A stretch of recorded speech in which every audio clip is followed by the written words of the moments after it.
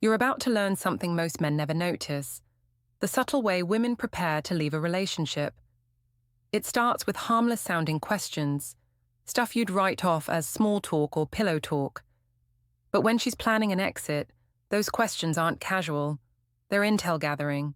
She's building an escape plan, and you don't even realize it. Before we get into the signs, please hit that like button, subscribe for more eye-opening insights, and drop a comment. Have you ever spotted these warning signs before it was too late?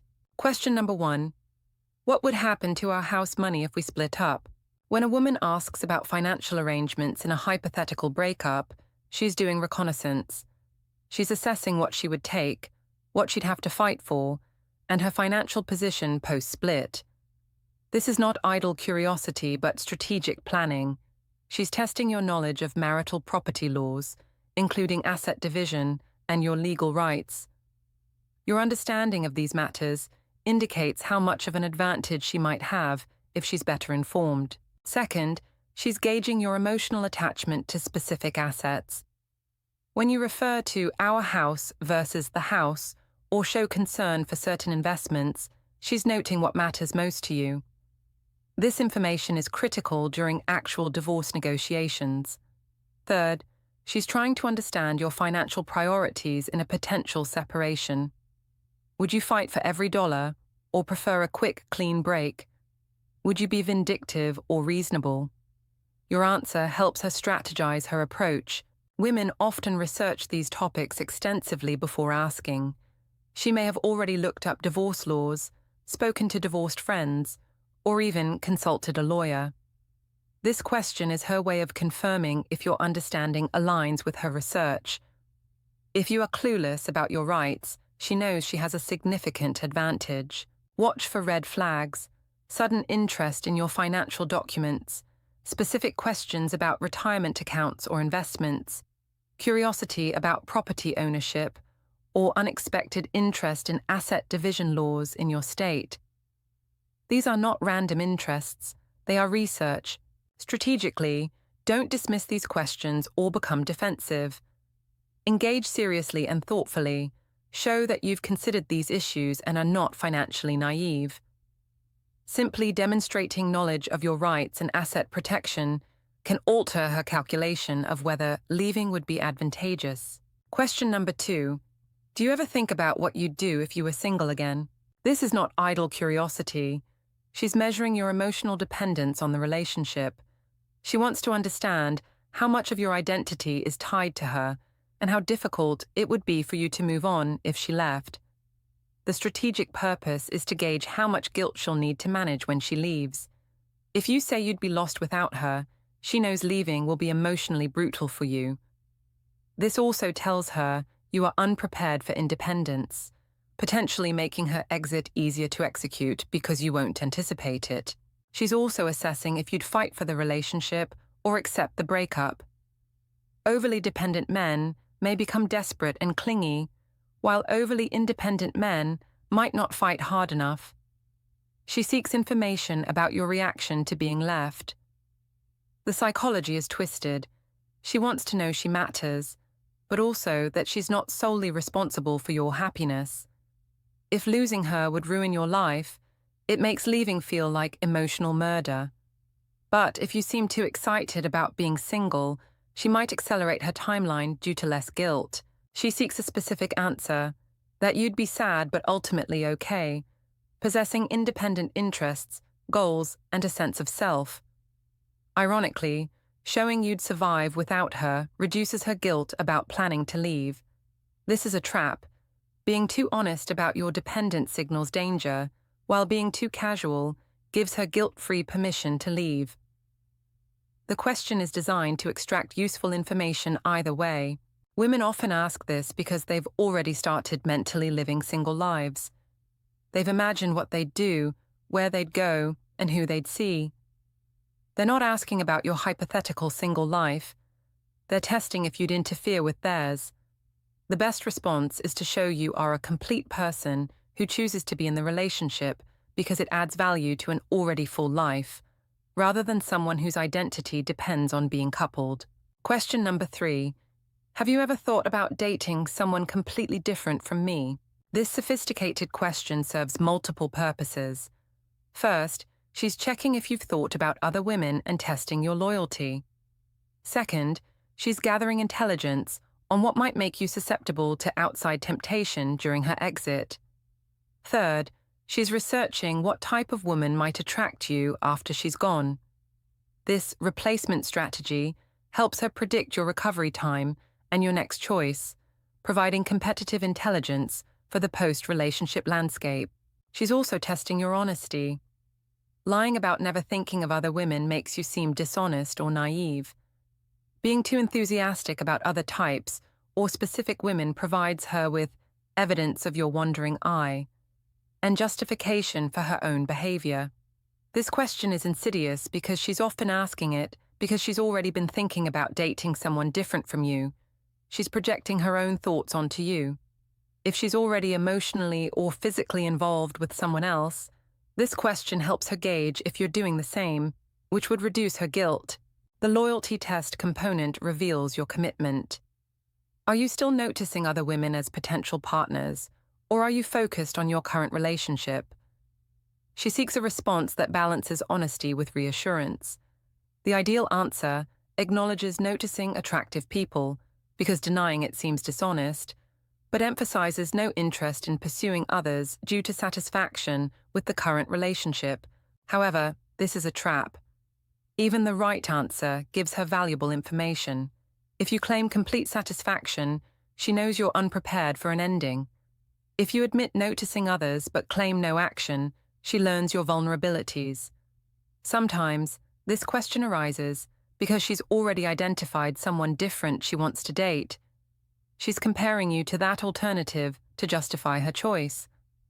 Acknowledge you're human and notice attractive people, but clearly state that noticing and wanting are different and you are satisfied with your relationship. Question number 4. Do you think we want the same things in life? This question is about manufacturing incompatibility, not discovering it. She's seeking ways to frame your differences as fundamental problems making the relationship unsustainable. Every answer you give can become ammunition for the story she'll tell about why the relationship didn't work. If you mention different career desires, it's incompatibility. If you want the same things, she might accuse you of lacking ambition or copying her dreams. She's also testing your commitment to a shared future. If you seem wishy-washy about goals, she knows you won't fight to preserve the relationship when she pulls away. Men without strong personal direction are easier to leave. This question often arises because her own wants and goals have changed, usually due to meeting someone who inspires new dreams. She's asking if you want what her new interest wants, not necessarily what she genuinely wants. This is psychological manipulation to create emotional distance by emphasizing differences, making the breakup seem inevitable rather than chosen. She's looking for either an admission of different desires, justifying her leaving, or a revelation that you lack strong opinions about your future, making you seem not a real partner. Both serve her exit strategy. She might use this question to get you to discuss your dreams, then later claim you never shared them, or that she didn't realize how different your visions were. She's creating a record of incompatibility for her departure. The future-faking element is cruel. She might enthusiastically discuss shared dreams to get you invested, then later claim these conversations revealed fundamental differences. Your enthusiasm for shared planning becomes evidence that you were forcing compatibility. Question number 5. What do you think our biggest problems are? This question is a final diagnostic test, confirming if you recognize the problems she's already identified as deal breakers. She's gauging if you acknowledge her underlying dissatisfaction. If you mention minor issues or deny problems exist, it proves her belief that you don't understand her or the relationship's severity. This reinforces her justification for leaving. He just doesn't get it. Her goal isn't to solve problems, but to confirm your inability to see them. She's looking for alignment with her own unspoken grievances. If you list problems that are superficial or easily fixed, she sees it as proof you're disconnected from her true concerns. If you name a problem she views as minor, she may respond with condescension. Conversely, if you identify a core problem, her reaction will tell you a lot. She might express relief that you finally see it, indicating a last flicker of hope, or she might become dismissive, confirming her decision to leave. This question can also be a final attempt to justify her departure to herself. If you don't name the issues she's fixated on, it solidifies her narrative that you're incompatible. This allows her to leave feeling less guilty. She might use this conversation to plant seeds of self-doubt in you, making you believe the breakup is your fault because you never understood. To respond strategically, avoid defensiveness. Acknowledge any significant issues you've both discussed, showing self-awareness and a willingness to work on things. Your answer isn't about fixing the relationship, but demonstrating your perception of its reality. If you address core problems, you're challenging her narrative that you're oblivious. If you're willing to work on things, you're disrupting her exit plan. Your strategic response can be a final attempt to show you're worth fighting for. Question number 6. What do you think is going to happen with us in the next 5 years? This question is about future faking and assessing your investment in a future she may not intend to share. She's assessing your level of commitment and vulnerability. If you paint a detailed, optimistic picture, it allows her to gauge how much it will hurt you when she leaves. She's collecting data on your attachment. The future-faking element is crucial. She might enthusiastically engage in discussions about your shared future, even when she has no intention of being there. This gives her more information about your investment and allows her to mentally rehearse her departure. She's observing your reaction. Are you excited? Do you include her in your plans? Do you mention children or marriage? Your enthusiasm provides her with a clear picture of what she's walking away from and how devastated you'll be. This question also allows her to create a narrative of incompatibility by highlighting differences in your visions. If your dreams don't align perfectly with hers or her new interests, she can use this as justification for leaving. Your detailed, committed answer can be twisted into evidence of your forcing a future she never wanted. To respond strategically, maintain a balanced perspective. Express your hope for a future with her, but don't overinvest in specifics that can be used against you.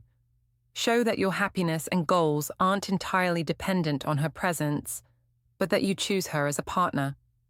This demonstrates independence while still expressing commitment, reducing her perceived guilt and complicating her exit strategy. These questions, when viewed together, form a pattern of careful information gathering. She's collecting data on your financial literacy, emotional dependence, loyalty, shared goals, and future vision. Her goal is to minimize her guilt, understand potential obstacles, and build a narrative to justify her departure. By recognizing these questions and responding strategically, you can disrupt her exit plan and avoid being blindsided. It's about protecting yourself and understanding the true dynamics of your relationship. Thanks for watching. If this gave you a new perspective, please like the video, subscribe for more relationship truths, and let me know in the comments. Have you ever seen someone plan their exit while acting normal? I'd love to hear your stories.